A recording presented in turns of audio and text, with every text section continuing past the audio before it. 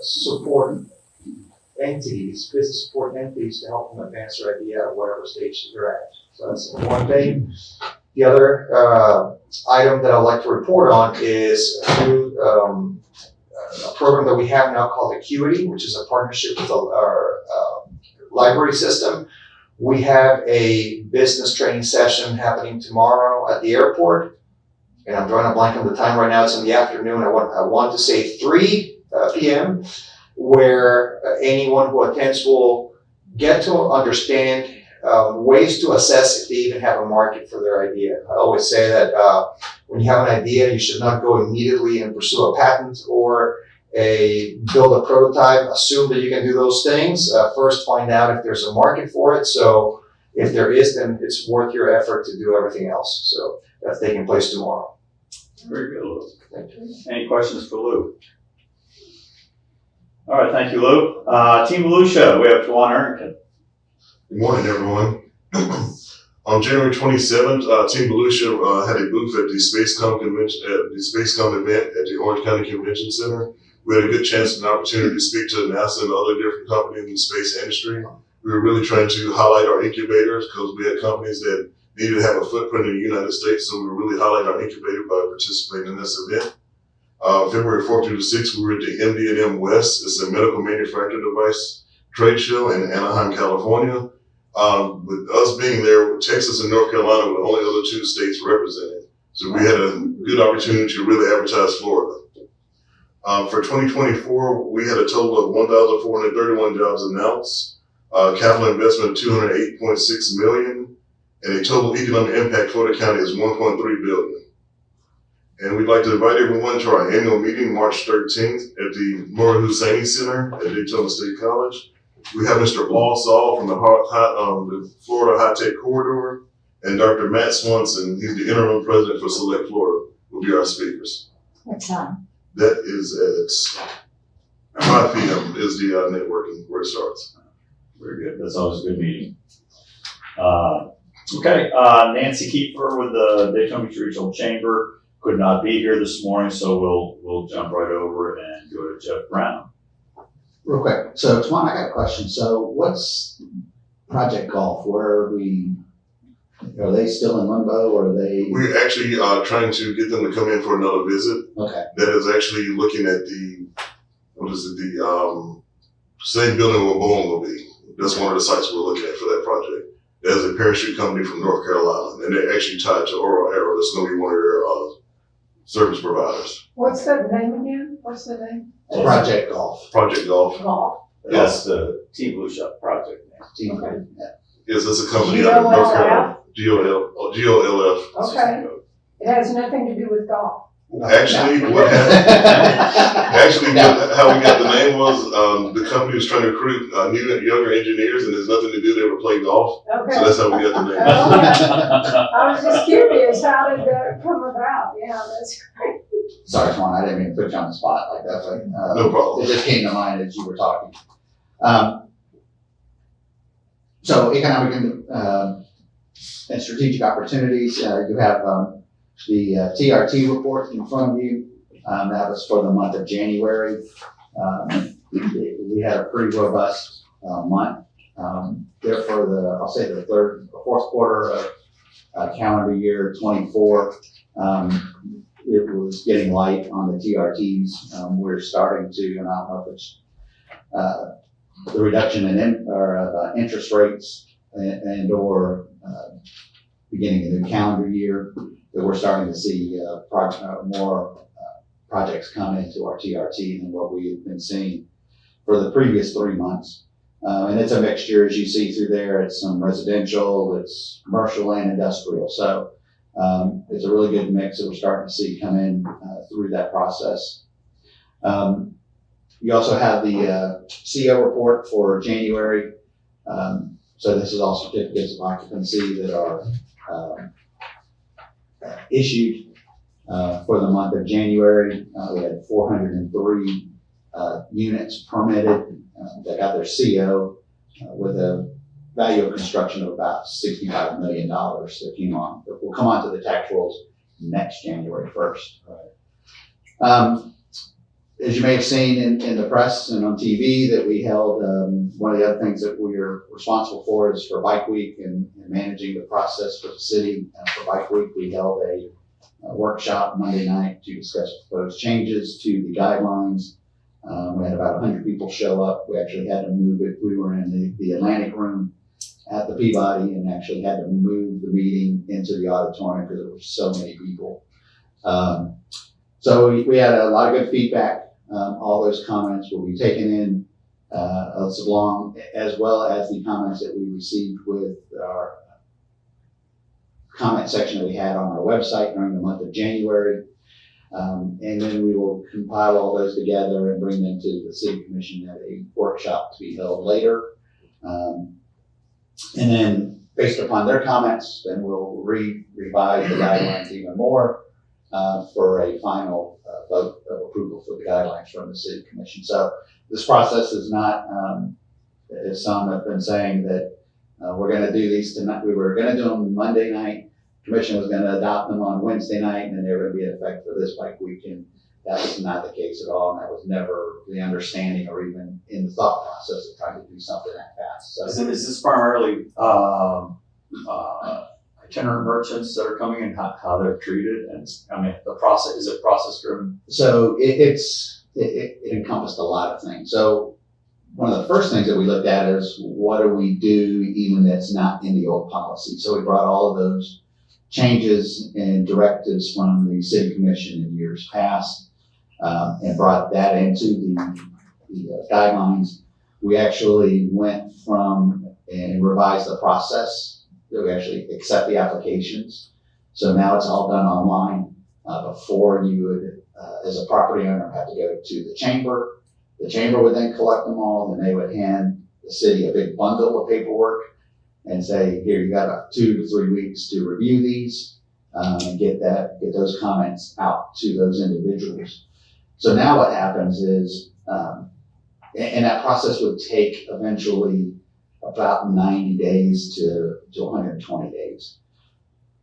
When we just did it for Biketoberfest, we got the whole process from the time that we opened up the application process to the actual approval by the task force in about 75 days. So we do it online. So all that information now is filled out. And as soon as we receive an application from a property owner that wants to participate in the event, that application then is routed out to the various other departments that have to review it. And so you may submit an application, say, first day, and by the end of that week, you may have all your comments on here's the things that you need to either revise in your site plan or just know going forward that when we actually get out to the site, you need to keep any cooking tents and cooking vehicles away from, 10 feet away from any other tents or vehicles.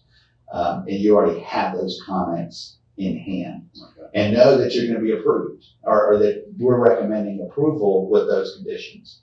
So you may know by the first week of the application period that you're good to go, provided you meet those conditions. And so it moves that process along a lot faster because we're able to, at staff level, review them almost in real time, if you will. So that process had to be included now into the guidelines. Then there was discussion about parking not or outside the boundaries of currently where we have allowed parking, which is in the Bike Week master plan areas, which would include residential lots.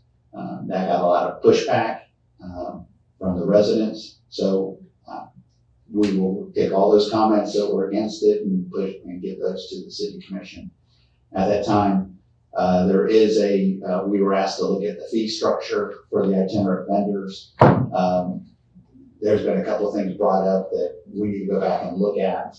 And maybe recommend to the commission when we do the workshop, that we adjust some of those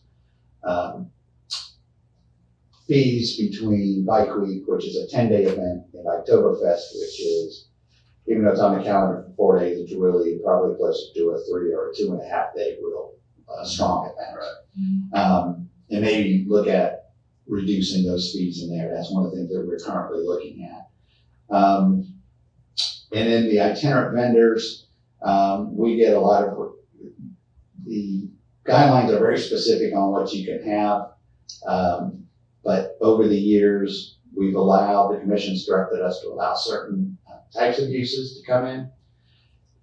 And then we also get a lot of requests for a particular type of vendor. And one of the ones that got some pushback on Monday night was the portable tattoo artists that come into town.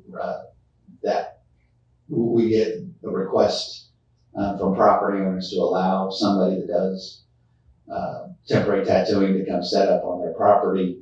That received quite a bit of pushback as well. So all of those comments that were made regarding that, we will also compile and then present to the city commission as well. So that was, I think that's everything that we proposed changes. There were 6 areas, and actually we combined a couple of things together in the guidelines as well, as far as it made sense to take some verbiage in section 4, if you will, and put it in with another section. So we combine like 3 sections into one section. So if you try to do an apples, an apples comparison, it doesn't. You'd have to really look to see where the language got moved to. So, One other question, the brewery on Main Street, has that been signed? Is there a lease signed with the city on that? on the 777 Main Yeah. Street, no. So they are how do I say this? The terms of the contract have been agreed to by the commission. The contract is being reviewed currently by Andrew Baumgartner, who is the owner of Savage Craft Brewery. He is reviewing the contract, and we should be getting it here soon. He's had some of his staff in there in the building to do some 3D imaging of the building, and I know that architects and engineers will be here next Thursday to look inside the building. And I told them that you can send your team, however, be aware that the next day is bike week, and so there'll be a lot of activity going on in that building. Probably a bad way to do that. So he's aware of that, and that's fine. They'll work around him. But I know that they were doing some 3D imaging of the building and of the roof, from what I understand, last week, I think it was. Very good. All right. Okay, we've got no old business, unless someone has something they want to bring up. Yes, I do. There we go, we're on. Couple questions on the last meeting. Nancy mentioned about the eggs and issues that's going to be on March the 13th, and make sure we all get an actual invitation. Yeah, I don't think we've actually received it. Receive the I don't think information we've yet. actually received an application, or that they usually send out a notice. Yeah, she talked about it, and so that make sure that we all actually get an invitation so we don't forget. Correct. Because I'd really like to come to that. That's going to be the one where the mayor and the city manager give a full report for the year. So just as a reminder, maybe you can check with her. And then the other question is on the sports facility thing that you brought up at the last, and you were going to have a meeting that Friday. So we've actually, we've met with a volleyball group that hosts tournaments and runs several later. And it's been interesting that I've gotten to learn a lot about some sports that how they actually operate. So there's a group that runs some volleyball teams in 2, I'll call it sanctioning bodies, for lack of a better term, in the United States. So we've had a conversation with them, initial conversation about tournaments and what kind of activities do they would bring to the facility. Had some initial conversations about how much money they potentially can bring as well. And then last week we met with a group that's currently in the Orlando area, I'll say it that way, that they're interested in bringing some of their activities to our Okay. facility as well. We're not gonna be able to host, I don't think we're gonna be able to host them as the home of this group, just because we do not have the space to accommodate all of the fields that they need. Okay. We can accommodate some of it, but we can't accommodate all of it, just because of the wetlands issues that we have out there on that site. So we will be able to work with them as well. We were hoping to be able to bring them completely to the facility, but I don't think size-wise, we're gonna be able to do that in the manner that they would like to see it done.